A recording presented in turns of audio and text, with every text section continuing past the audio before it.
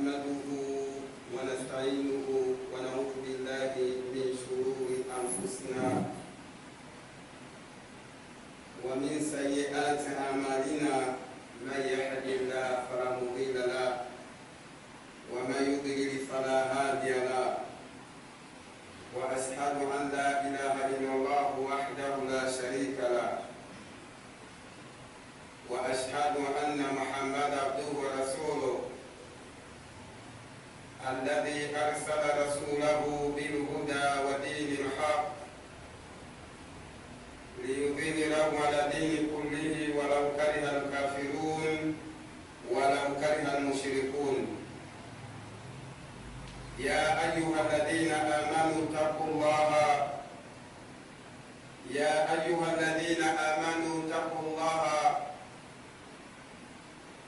ولا تموتن إلا وأنتم مسلمون. يا أيها الذين آمنوا اتقوا الله وقولوا قولا سديدا يصلح لكم أعمالكم ويغفر لكم ذنوبكم ومن يطع الله ورسوله فقد فاز فوزا عظيما. يا أيها الناس اتقوا ربكم الذي خلقكم من نفس واحدة وخلق منها زوجها وبث منهما رجالا كثيرا واتقوا الله الذي تساءلون به والأرحام إن الله كان عليكم رقيبا. أيها المؤمنون اتقوا الله حق تقاته. Ndugu zangu Waislamu, baada ya kumshukuru Allah subhanahu wa ta'ala na kumtakia rehema mtume wetu Muhammad sallallahu alaihi wasallam, rehema za Mwenyezi Mungu ziwe juu yake na amani. Nikianza na aya ambazo zitakuwa ufunguzi wa hotuba yetu ya leo. Allah subhanahu wa ta'ala anasema, ya ayuha alladhina amanu taqullah, enyi waumini muogopeni Allah subhanahu wa ta'ala ukweli wa kumwogopa. Mcheni Allah subhanahu wa ta'ala ukweli wa kumcha. Wala tamutuna illa wa antum muslimun, na musife Waislamu nyinyi isipokuwa mufe katika mila ya Uislamu. Kufa katika mila ya Uislamu ni matarajio mazuri mbele ya Allah subhanahu wa ta'ala, lakini kufa tu katika mila ya Uislamu haitoshi. Lazima muumini ajikite katika amali zilizokuwa njema. Amali hizo kama Allah atazikubali, basi itakuwa sababu ile ya kupata pepo ya Allah subhanahu wa ta'ala. Lakini pia Allah subhanahu wa ta'ala anasema katika hutuba za aya ambazo zitafungua hutuba yetu ya leo, kama ni ujumbe mzito kwa Allah subhanahu wa ta'ala juu ya waumini. Allah subhanahu wa ta'ala anasema, ya ayyuhalladhina amanu taqullaha, enyi waumini muogopeni Allah subhanahu wa ta'ala ukweli wa kumwogopa. Mcheni Allah subhanahu wa ta'ala ukweli wa kumcha. Waqulu qawlan sadida, waumini kuweni wa kweli. Ukweli mkiusimamia vizuri, mkakubali kuwa wa kweli, Allah subhanahu wa ta'ala anakuahidi, yuslihu lakum a'malakum, Mwenyezi Mungu atakufanyia wepesi matendo yetu. Lakini sio hivyo, Mwenyezi Mungu subhanahu wa ta'ala anasema atakufanyia matendo yetu yakawa mazuri, wa yaghfir lakum dhunubakum, na Mwenyezi Mungu anatuahidi kutusamehe madhambi yetu. Ndugu zangu Waislamu, kila Muislamu anatakiwa asimamie swala la ukweli. Ukweli ni jambo zuri sana katika maisha yake, na uongo ni mbaya juu ya maisha yake.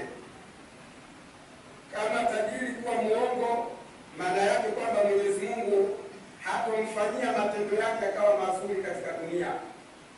Lakini sio matendo tu mazuri ya kidunia, Mwenyezi Mungu anasema na pia hata madhambi yake hatomsamehe.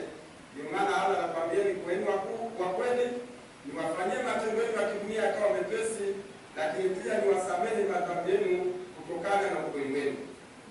Mtume sallallahu alaihi wasallam juu ya ukweli akafikia mahala akasema, al-kadhiba yahdi al-fujar, uongo unamletea mtu katika njia mbaya. Kwa hiyo uongo maana yake unamletea muumini katika njia iliyokuwa mbaya, lakini pia na ukweli unamletea mtu katika njia iliyokuwa nzuri. Hizi ni aya ambazo ni ujumbe mzito kutoka kwa Allah subhanahu wa ta'ala juu ya waumini washikamani na swala zima la ukweli. Baada ya aya hizi za utangulizi wa hotuba yetu leo, ndugu zangu Waislamu, nimekuja na hotuba inayosema bai'ul haram, biashara haramu na thamani iliyopatikana katika biashara haramu. Unwani ya hotuba ya leo, bai'ul haram wa thamanul haram, biashara haramu na thamani ya kile kitu cha haramu. Je, sheria ya Uislamu unasemaje ya kuuza? Ndio maana nikasema unwani zitakuwa mbili, biashara haramu na thamani ya kitu cha haramu. Je, Uislamu unasemaje juu ya hilo? Ndugu zangu Waislamu, tukae makini kuweza kusikiliza hotuba hii nzito kabisa. Na Mtume sallallahu alaihi wasallam anasema, ikifikia mahala Muislamu akajikita katika hizo biashara zitakazotajwa hapa, basi atadondokea katika moto wa Jahannam. Unaweza ukafanya ibada, unaweza ukaenda hija, unaweza ukajenga misikiti, lakini ukawa unafanya biashara hii haramu. Tatizo sio kuswali. Unaweza ukafanya ibada lakini ukajikita katika mambo ya haramu. Je, sheria inasemaje mtu mwenye kuchanganya haki na batili? Mwenyezi Mungu anasema, wala talbisul haqqa bil batil, msichanganye haki na batili. Tafsiri ya haki na batili vinapokutana pamoja, haki ndio ya kwanza kuondoka na kubaki batili.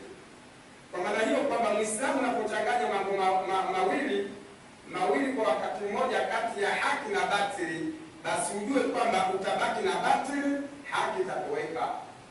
Ndio maana nimekuja na hotuba hii au binafsi, kwanza nikijihusia mimi mwenyewe na kuwahusia ndugu zangu Waislamu katika biashara hizi zitakazotajwa hapa na Allah subhanahu wa ta'ala. Muislamu akiingia katika kundi hili na kafa katika mfumo huo, basi asitarajie kuingia katika pepo ya Allah. Lakini mara nyingine biashara haramu kama hizi huwekewa hata mabango, huwekewa hata mavolumu ya redio yakitangaza kwamba hili jambo ni halali. Hiyo si sababu ya kuwa jambo halali. Hata kama litatangazwa kiasi gani, hata kama litawekewa mabango kiasi gani, jambo hilo litakuwa ni haramu. Kwa maana hiyo basi, ndugu zangu Waislamu, tuweze kusikiliza biashara hizi zilizoainishwa hapa na Allah subhanahu wa ta'ala. Muislamu yoyote, muumini yoyote akifanya biashara hii, basi ajue atadondokea sehemu mbaya. Hadithi aliyopokea Jabir inasema, wa Jabir radhiyallahu anhu qala Rasulullah sallallahu alaihi wasallam. Hadithi aliyopokea Jabir inasema, amesema Mtume sallallahu alaihi wasallam, laana Rasulullah sallallahu alaihi wasallam, amemlani Mtume sallallahu alaihi wasallam akilu riba, mtu yoyote mwenye kula riba, huyu amelaniwa na Allah subhanahu wa ta'ala. Tena sio mlaji riba mwenyewe, wa muwakalahu, na yule wakala pia anasimamia jambo lile pia anapata laana ya Allah subhanahu wa ta'ala. Lakini sio na wakala wakatabaru, na yule anaoandika kile kiwango cha pesa kwamba umechukua milioni 20, huyu pia nayo anaingia katika laana ya Allah subhanahu wa ta'ala. Lakini sio hivyo, washahidaini, na wale mashahidi wenye kuthibitisha kwamba huyu alichukua pesa pia anaingia katika laana. Wakala hum sawa, Mtume sallallahu alaihi wasallam akasema watu hawa watatu wote wako sawa: mlaji, shahidi, mwandishi na yule shahidi, wote wana laana ya Allah subhanahu wa ta'ala.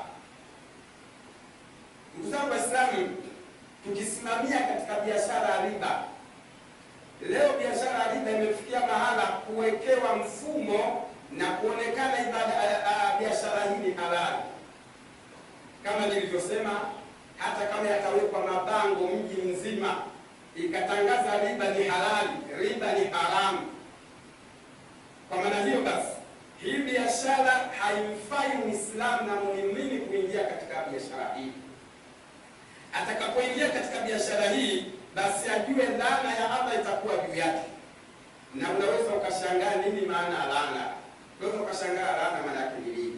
Ukisikia laana maana yake ni mtu aliotolewa katika rehema ya Allah subhanahu wa ta'ala. Kwa nini Muislamu ufanye biashara haramu kama hii mpaka kufikia kupata laana ya Allah subhanahu wa ta'ala? Waislamu tutoke katika biashara hii. Na biashara hii sasa hivi ina wigo mpana sana, kwa sababu wadau wako. Kuna maofisi kibao tu ambayo yanatangaza kwamba watu waende wakachukue riba, kwa sababu wadau ni wengi, na wadau wanapokuwa wengi, basi ujue kwamba hata zile vikundi vya ukopeshaji wa riba vinakuwa pia vingi. Lakini mara kwanza wakati wanaanza mfumo wa riba wa ukopeshaji, vilikuwa vikundi vichache mno. Sasa hivi vikundi vimetapakaa kila sehemu, wakiwaambia watu kwamba mkitaka kunyanyuka katika maisha duniani, njooni mkopeshe mapesa hapa, mkopeshe mapesa. Hii zote ni haramu. Kwa ndugu zangu Waislamu, biashara ya riba ni haramu. Vyovyote itakavyokuwa, biashara hii ni haramu. Ndugu zangu Waislamu, kutokana na dhambi ya riba na biashara ya riba, hadithi aliyopokea Masudi anasema juu ya riba.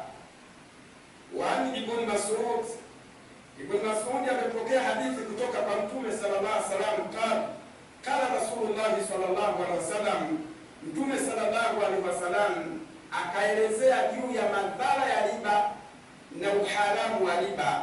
Akafikia mahala Mtume sallallahu alaihi wasallam kusema arriba 73 baban. Riba ina milango 70. Riba ina milango 73.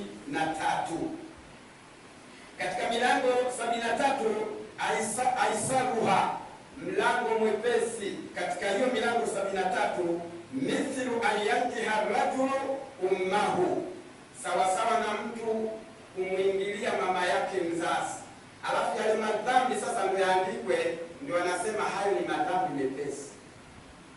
Ndugu zangu Waislamu, swala la riba ni baya, tena ambalo lina madhara makubwa duniani pamoja na akhera. Wali'adhu billahi ta'ala, tumwombe Mwenyezi Mungu atukinge na biashara hii haramu ya riba. Lakini ndugu zangu Waislamu, tukiangalia hii riba, hakuna faida yoyote katika biashara riba zaidi watu kufilisiwa mali zao. Na watu wameingia katika mfumo wa riba, watu wamekuja kufilisiwa mali zao. Na inapofikia mahali na kwenda kuchukua pesa hii ya riba, kadiri inapochelewa kulipa, na ndio riba inakuja inazidi kuzaa. Umekopa milioni 5, ikafika mwaka mzima unaambiwa una milioni 10. Ukija kuangalia katika maisha haya tuliokuwa nayo, na sio maisha haya mpaka maisha ya nyuma, riba, pesa utakayochukua na ukafanya biashara kwenye riba, lazima utafilisika tu, kwa sababu kwenye biashara kuna kitu kinaitwa baraka.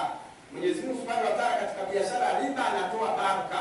Kwa biashara inakuwa haina msaada kutoka kwa Allah Subhanahu wa Ta'ala. Watu wameingia katika riba na wamekopa mapesa mengi, matokeo yake wale wakafilisika, na walipofilisika hawakuweza kulipa zile pesa, matokeo yake sasa kuja kufilisiwa mali zao.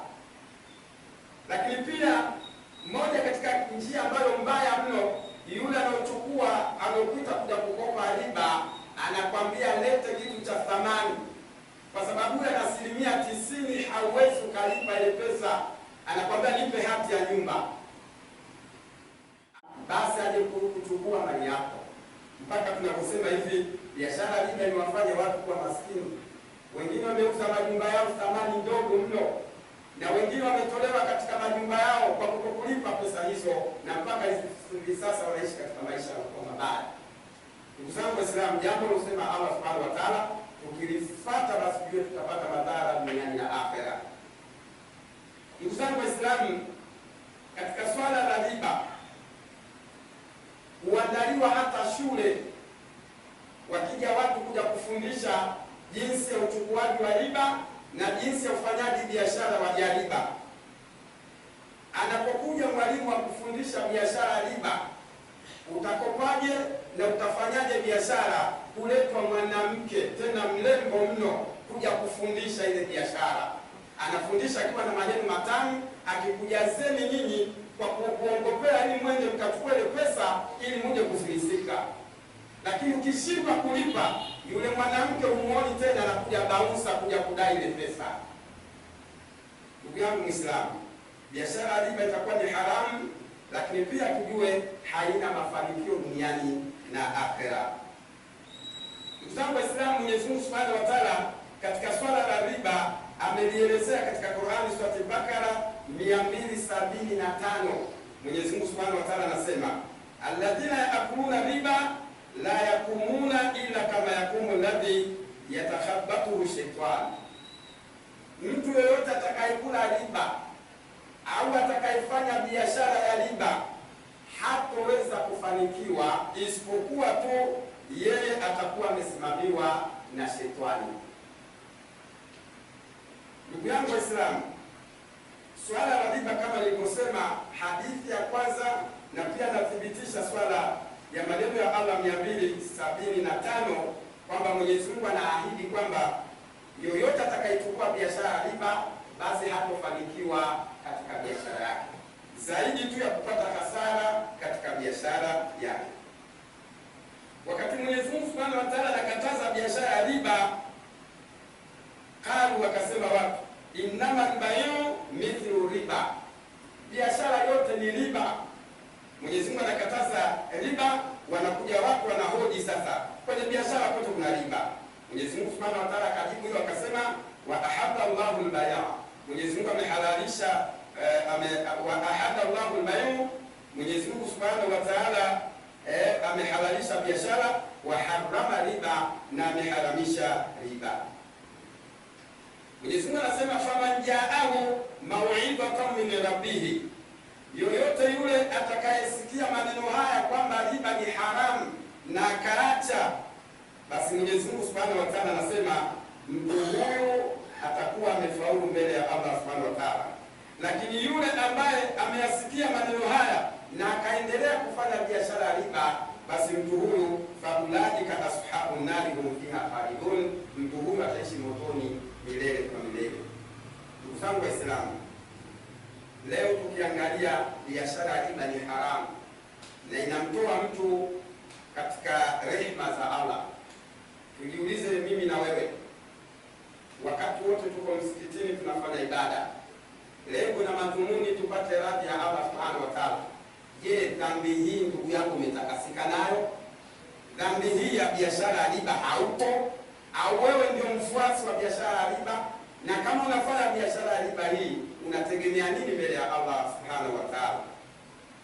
Lakini pia tukikoswa sisi wanamume, hebu tuuje majumbani kwa kina mama wameponeka na dhambi kama hii ya riba, na kama wanaendelea, Mwenyezi Mungu Subhanahu wa Ta'ala anasemaje? 34 sura An-Nisa, ar-rijalu qawwamuna 'ala an-nisa, wanamume ni wasimamizi wa wake zao. Je, kama ikiwa wewe ufanye biashara haramu hii na ndani yake na rana mkeo ndani ya nyumba nafanya biashara kama hii, je, hii nyumba itakuwa na baraka kutoka kwa Allah? Kuna maisha gani mazuri yatakuwa ndani ya nyumba? Ndugu zangu Waislamu, tujiangalie sisi wenyewe, lakini tuangalie wake zetu. Na wadau wakubwa katika biashara hii ya riba ni kina mama. Kina mama hutangaziwa kwamba njoni mjikamue kiuchumi, lakini kujikamua kwenyewe kiuchumi ni ile biashara aliyokataza Allah Subhanahu wa Ta'ala.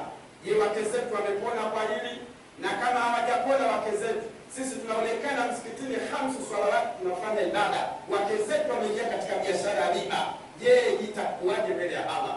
Lakini pia Mwenyezi Mungu Subhanahu wa Ta'ala akasema kwamba wanawake muwasimamie katika biashara zao wanazozifanya, katika maisha yao wanayoishi, muwasimamie, kwa sababu dhambi atakayofanya mwanamke huwa analipwa mwanamume. Kwa maana hiyo basi, ndugu zangu Waislamu, biashara ya riba sasa hivi ipo kila kona na imefikia mahala mpaka mitaani biashara hizi zipo. Kuna vikoba ambavyo vina riba na kuna vikoba ambavyo havina riba. Vile visivyokuwa na riba vitakuwa salama mbele ya Allah Subhanahu wa Ta'ala, lakini vile vyenye riba wanaendesha kikoba, lakini pia nato wanaendesha kwa swala ya riba. Wanaendesha kikoba, wana milioni 10, wanawaita watu kuwakopesha kwa riba 50,000 unarejesha 75,000. Kama mkeo yumo humo, mtoe kama unamwogopa Allah Subhanahu wa Ta'ala. Bila hivyo nyumba yako itakuwa na laana ya Allah Subhanahu wa Ta'ala. Ndugu zangu Waislamu, biashara ya riba ni haramu, na nimesema kwamba hata kama itapigiwa bango, itawekewa mabango mji mzima, biashara hii itakuwa ni haramu. Lakini ndugu zangu Waislamu, Mwenyezi Mungu Subhanahu wa Ta'ala anasema 276 Surati Bakara, Mwenyezi Mungu anasema yamhaqullahu riba, Mwenyezi Mungu ataifuta, ataiondolea biashara ya riba baraka. Kwa hiyo biashara ya riba itakuwa haina baraka, na ndio maana kufilisika 95% na kufeli 95%.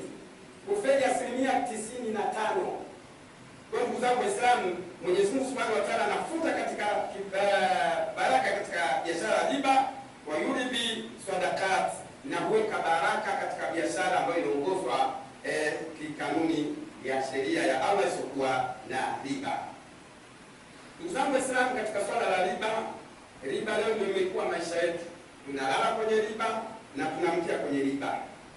Lakini Muislamu anaweza ukamwambia kwamba biashara hii ni haramu, lakini akajenga akasema kwamba tufanye biashara hii ni halali. Kwa hiyo kwa maana biashara ya riba ni haramu na itabakia haramu, na madhara yake ni makubwa mbele ya Allah Subhanahu wa Ta'ala. Allah Subhanahu wa Ta'ala kafikia mahala kusema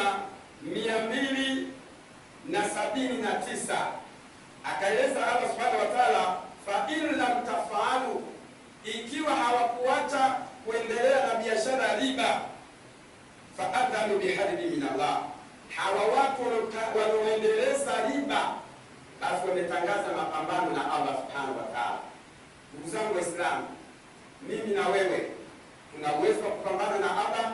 Jawabu kwamba hakuna mwenye uwezo wa kupambana na Allah Subhanahu wa Ta'ala. Ndugu zangu Waislamu, na swala Allah anaposema atakayeendelea na biashara riba atatangaza vita na mimi, tafsiri yake ni nini? Wewe huwezi kupambana na Allah Subhanahu wa Ta'ala.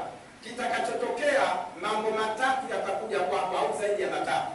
Jambo la kwanza kukufilisi kabisa, na jambo la pili kukuingiza katika moto wa Jahannam, na jambo la tatu kabisa kukupa mitihani katika dunia. Unaweza ukajiuliza swali, na hii unaweza ukajiuliza ukasema kwamba wanafanya biashara ya riba, mbona wanafanikiwa? Usione ajabu kasikia gorofa limewaka, sababu switch. Wataalamu wanakuja wanachunguza pale, lakini wanasema sababu wenyewe ni ndogo. Sababu ndio hiyo ndogo. Ipi? Ingekuwa ndogo gorofa lingewaka? Hiyo sio ndogo. Madamu gorofa limeungua, hiyo sio ndogo. Na mali ya dhuluma yoyote lazima itateketea, hata kama utakaa miaka 50 lazima utateketea.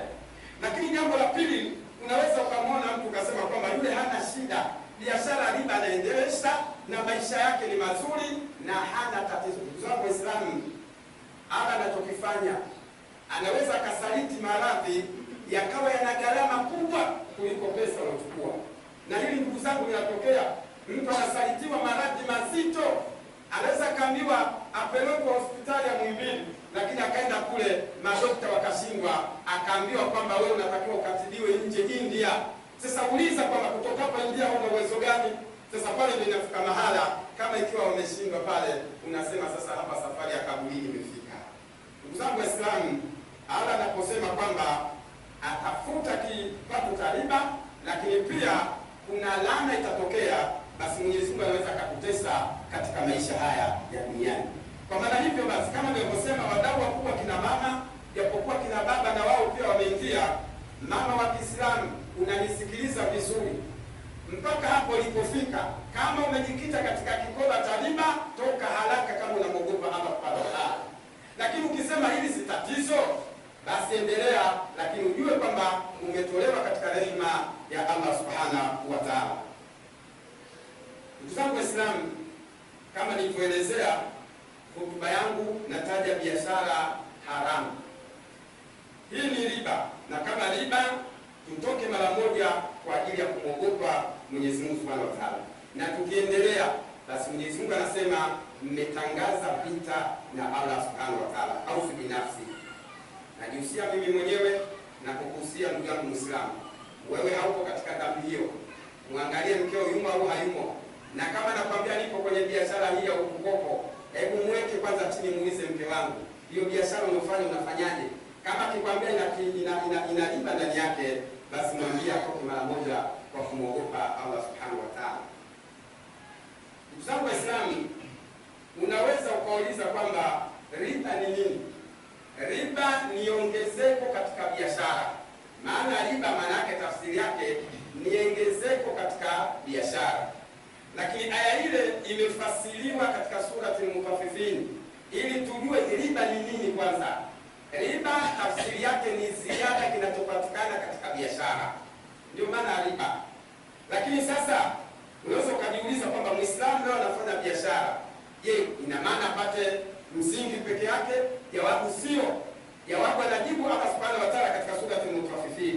Mwenyezi Mungu anasema wailuni lil-mutaffifin, wana adhabu kali ya wale ambao wanapunguza vipimo na wale wanaonunua biashara. Alladhina idaktaru ala nasi yasawfun, wanapotoka kuchukua zile biashara hapa mashambani huko, wanakwenda wananunua kwa kiasi chepesi mno. Mtu gunia la batata kule kijijini ananunua 50,000 mpaka 70,000, huko anakuja kuliuza mpaka 2,500,000. Hii ndio riba, na atatengeneza mfumo wa kupata ile pesa mara mbili ya faida. Kama unapoona mwezi mtukufu wa Ramadhani ndio mwezi ambao wanauhitaji watu kwa ajili ya kupata pesa zaidi. Wanaenda vijijini kule wananunua bei rahisi, tena wakulima kule wanawadhulumu vibaya mno. Lakini wakija hapa sasa wanafanya mbinu ya kuweza kupata faida mara mbili. Hii tunaita riba. Leo kuna biashara miogo. Watu wanaenda wanachukua miogo mitamu shambani huko, wananunua batata huko kwa bei rahisi, na wananunua bidhaa nyingine kwa bei rahisi. Gari nzima, kenta nzima anaweza kanunua kwa 1,500,000. Hivi kenta nzima ununue 1,500,000. Lakini kule vijijini wanatoa, wakija hapa kenta anatoa zaidi ya 2,500,000 mpaka 3. Biashara hii wallahi hukuendelea mbele ya Allah, lazima utapata hasara, na lazima Allah Subhanahu wa Ta'ala atakutoa katika rehema yake. Kwa maana hiyo kwamba ziada ya ile biashara kuzidi faida mpaka kupindukia, tunasema hii ni riba. Lakini tunaposema riba maana yake ni ziada, haina maana mfanyaji biashara asipate faida.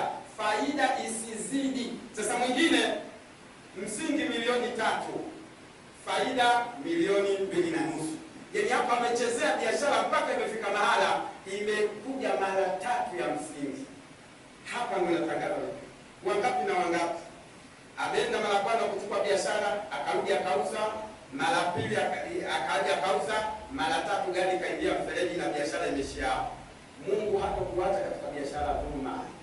Zangu Waislamu, tuachane sana na biashara hii ya riba. Kwa maana basi riba ni kile kitendo ambacho unakwenda kununua bidhaa bei rahisi, lakini huku unakuja unauzia watu kwa gharama kubwa mno. Lakini ndugu zangu Waislamu, biashara nyingine ambayo ni haramu, hadithi ilipokea Saidi ibn Zaid radhiallahu anhu qala sami'tu Rasulullah sallallahu alaihi wasallam, nimemsikia Mtume za salamu akisema, man dhalama min al-ardi shay'an tawaqqahu min sab'il ardi, yoyote mwenye kuiba ardhi, yoyote mwenye kuiba ardhi, siku ya kiyama ataambiwa alipe ardhi 7. Na ninaposema ardhi hapa naweza nikafasiri sehemu mbili. Sehemu ya kwanza ni kile kitendo mtu kupakana naye na kuingia katika shamba lako, yaani akaacha ule mpaka akaingia.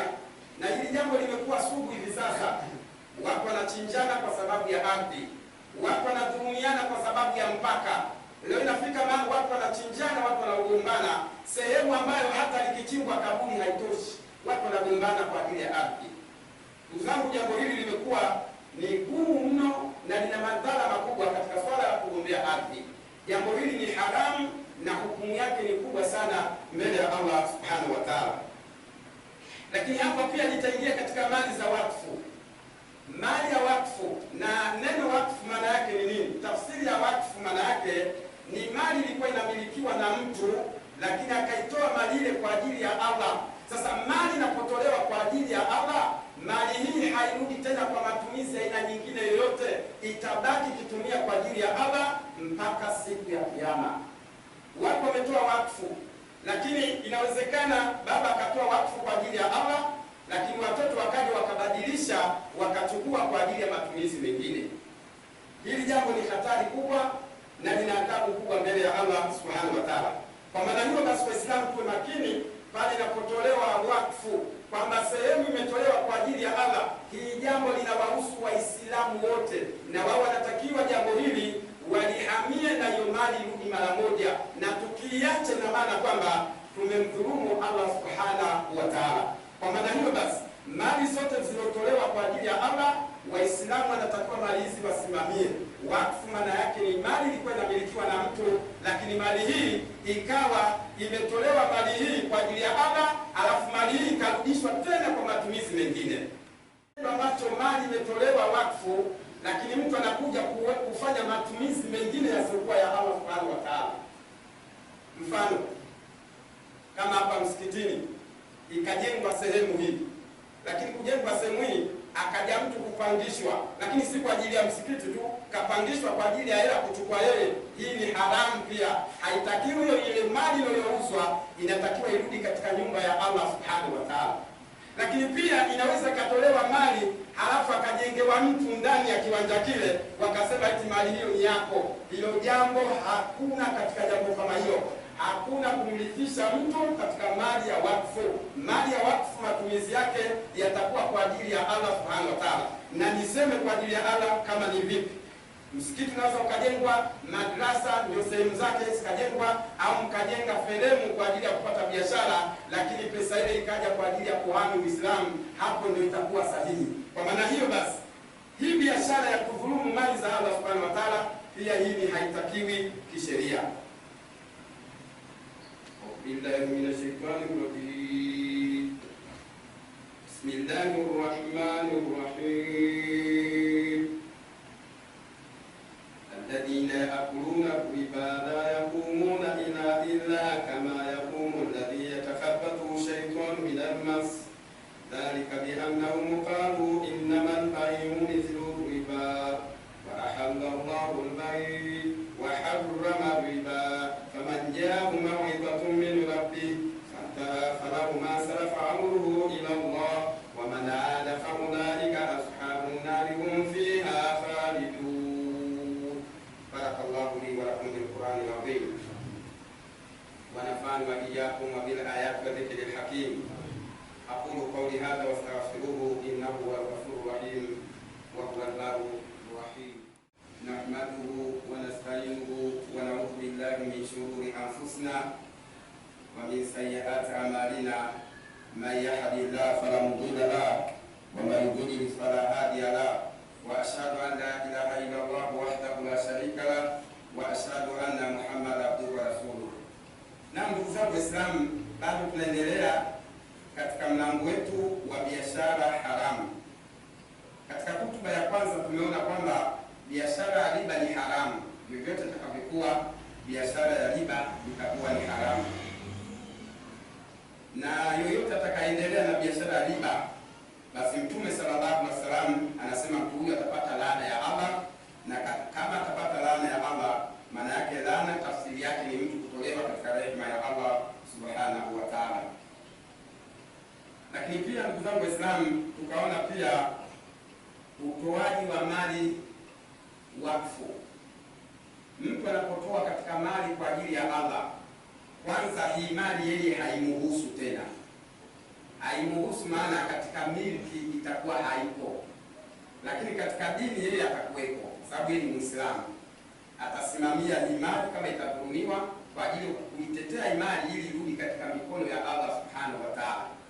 Lakini yeye aliyotoa hii tena si halali kwake, kutokana na tamaa za dunia, kwa sababu sasa hivi imefikia mahala ardhi ni mali sana. Unaweza ukawa umetoa, lakini ukatoa kumbe kipindi kile thamani ilikuwa ndogo, lakini sasa hivi thamani ya ardhi imekuwa kubwa, unasema sasa hii tena mali nairudisha. Kufanya hivyo ni kosa mbele ya Allah, na utakuwa umepola mali ya Allah subhanahu wa ta'ala. Kitakachotokea basi usubiri adhabu ya Allah subhanahu wa ta'ala. Lakini pia Waislamu tunaambiwaje katika mali ya wakfu? Mali ya wakfu si mali ya mtu mmoja, kila Muislamu inamhusu mali hiyo, na wewe una haki ya kuzungumza ndani ya mali hiyo ya Allah subhanahu wa ta'ala, wala si mali ya mtu mmoja akajimilikisha akasema hii mali ni yangu. Hapana, ile mali inatakiwa kila Muislamu atoe mchango wake kama pale itakapofikia swala la kudhulumiwa mali ile.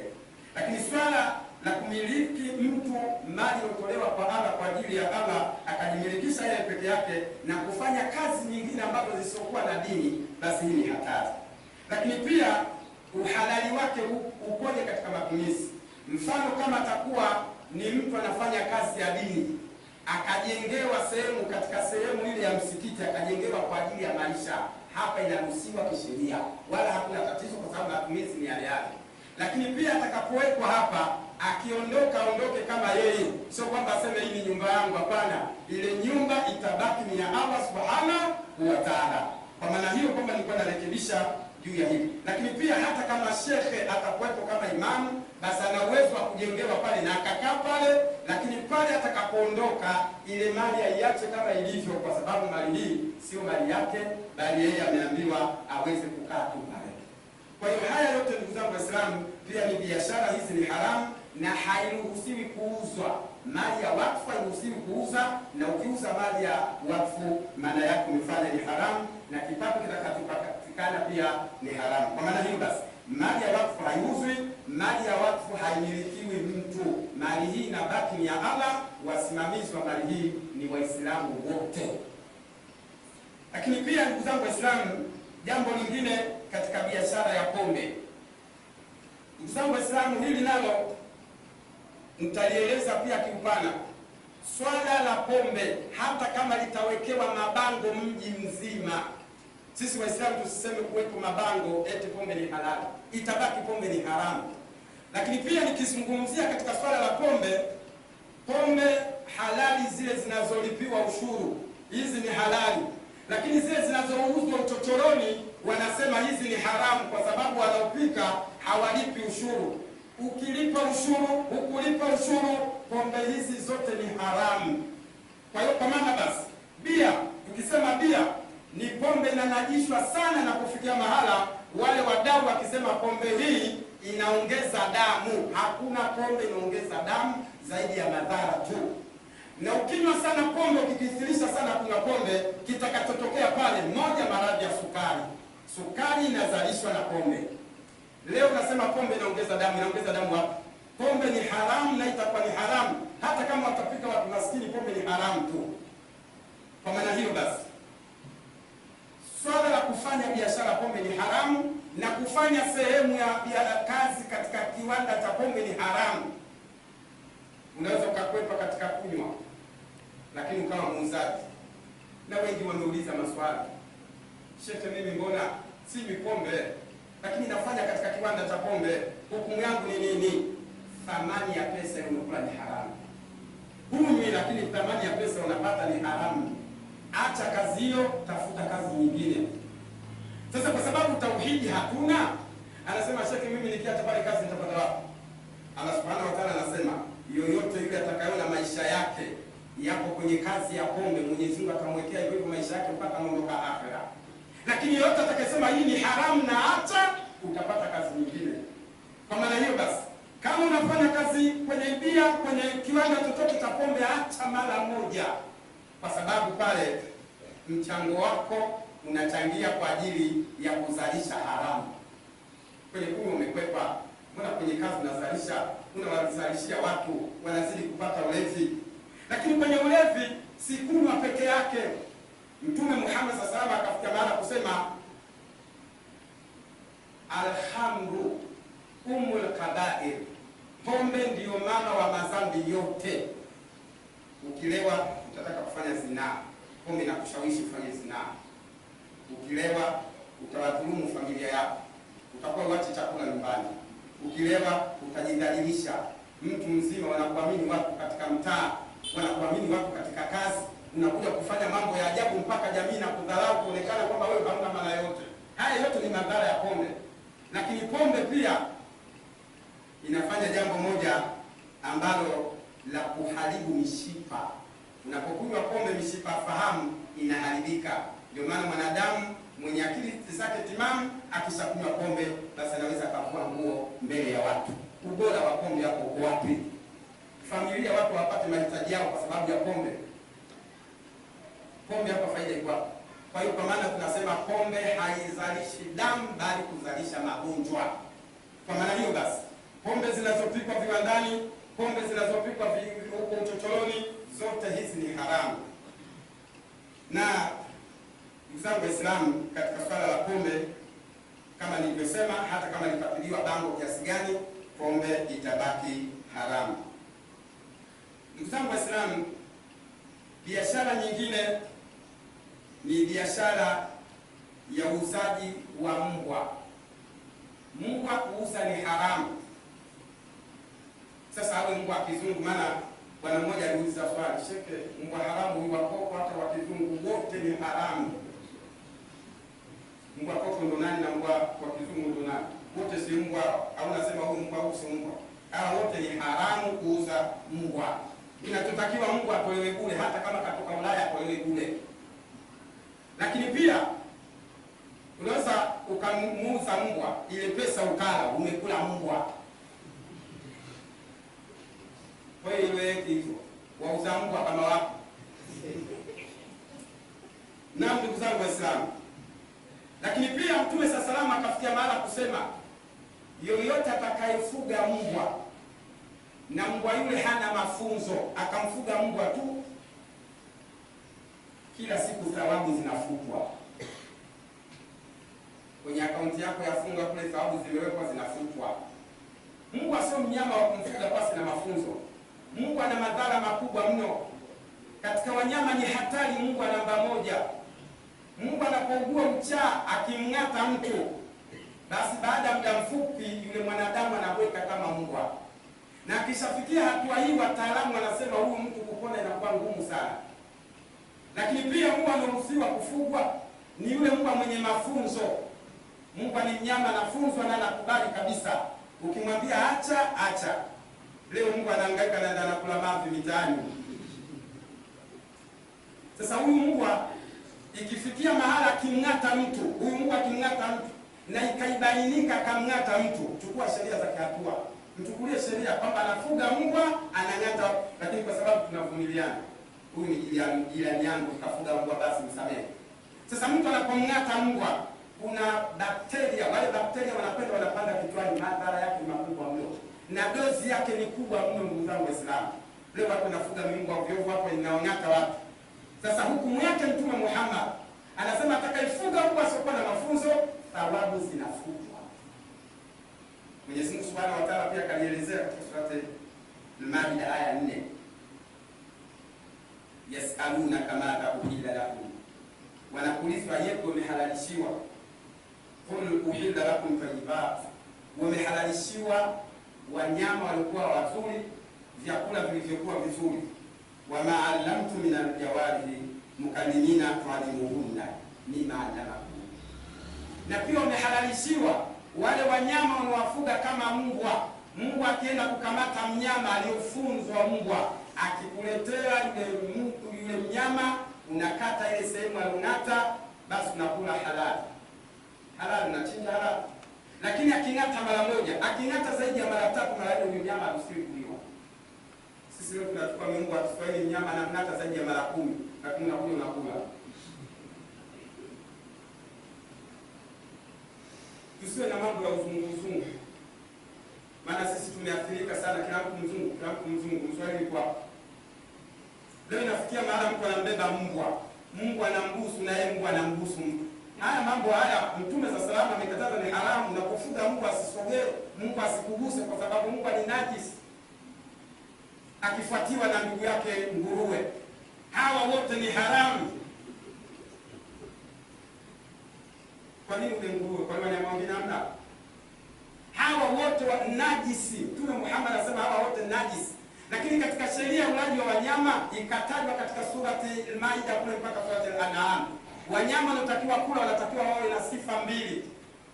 Sifa ya kwanza acheue, na sifa ya pili awe na kwato. Wanyama wote wanaotajwa kisheria wana sifa hii. Ukimtaja ng'ombe anakula na cheua. Ukimtaja ngamia anakula na cheua.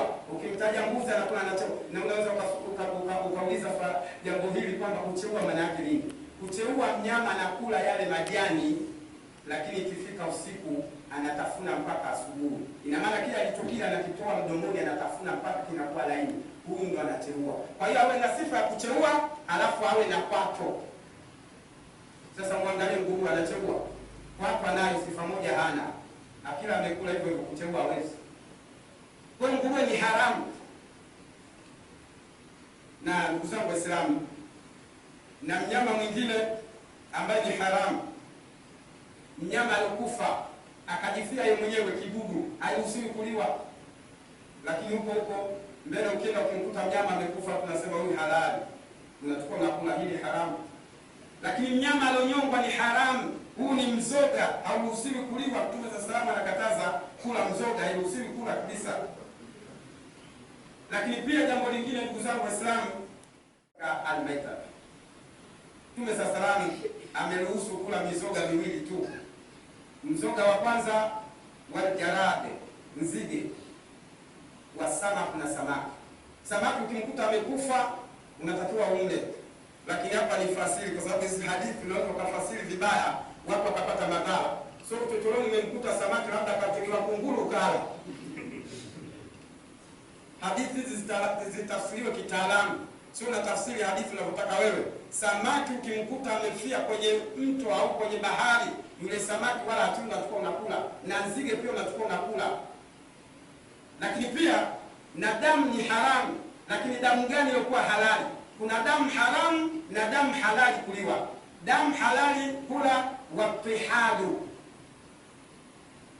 Watihadu manake ile bandama. Ini inaruhusiwa kuliwa, lakini pia na bandama unaruhusiwa kula. Sasa kutokana na sasa ujanja watu wamefikia, wanagandisha damu, wanasema maini. Hii ni haramu. Lakini wale wanaochinja wanyama wakachukua zile damu wakakinga, alafu wakaenda kunywa, damu ni haramu. Na wataalamu wakasema, namalizia kutuba kupanda na muda, wataalamu wanasema hivi, mnyama yoyote aliochinjwa, hasira ya mnyama inatokea kwenye damu. Kwa hiyo ukiwa unakunywa katika watu makatili, na wote kwa namba moja, na hili nadhani nyinyi mnajua bila kuchelewesha, kwamba mnyama huwa hasira yake inatokea kwenye damu. Sasa damu kisheria imekatazwa kunywa damu. Uwe na mashetani, uwe na majini, sijui uwe na nini, damu kwa njia yoyote, Mtume sallallahu anasema damu ni haramu kunywa damu. Hii yote Mtume Muhammad sallallahu yote amekataza. Ndugu Waislamu, kulingana na muda umeenda, lakini niseme kwamba haya tabaki haramu. Na mimi huwa nasema kwamba ni wadau sana wa kusoma kitabu cha Allah, lakini tunasoma tu kwa ajili ya ibada, lakini makemeo huwa tunayaacha. Leo unaweza kumkuta mtu yuko hapa akajenga hoja, kwa nini imamu ametoa hutuba kama ile? Kwa nini ameniambia mimi? Ndugu yangu Muislamu, sijakwambia wewe, mimi nafasiri tu maneno ya Allah. Kuna mtu hapa anafanya kazi ya pombe, anapandisha basi kwa kaona milioni 20 siachi. Basi ujue kwamba hii tunakisalisha ni haramu. Ndugu zangu Waislamu, niseme kwamba Mwenyezi Mungu Subhanahu wa Ta'ala kwa hotuba niliyotoa, Mwenyezi Mungu akuongoze inshallah. Lakini pia lingine kwamba kusema kwamba wake zetu, kila mtu amwangalie mkewe. Biashara inayofanyika ni halali. Imefikia baadhi ya kina mama wamewafilisi waume zao. Mama ameiba hati ya nyumba, amepeleka kwenye kikundi cha ukopeshaji wa pesa. Baba hilo hajui. Inafika mahala wala hili wanakuja wale wanakuja kuchukua nyumba. Msango Waislamu, kama nilivyosema, kutokana na muda umekuwa mdogo sana. Inshallah Allah Subhanahu wa Ta'ala akipenda, basi kutuba hii inshallah tutairudia tena inshallah. Inna Allaha wa malaikatahu yusalluna 'alan nabi ya ayyuhalladhina amanu sallu 'alayhi wa sallimu taslima.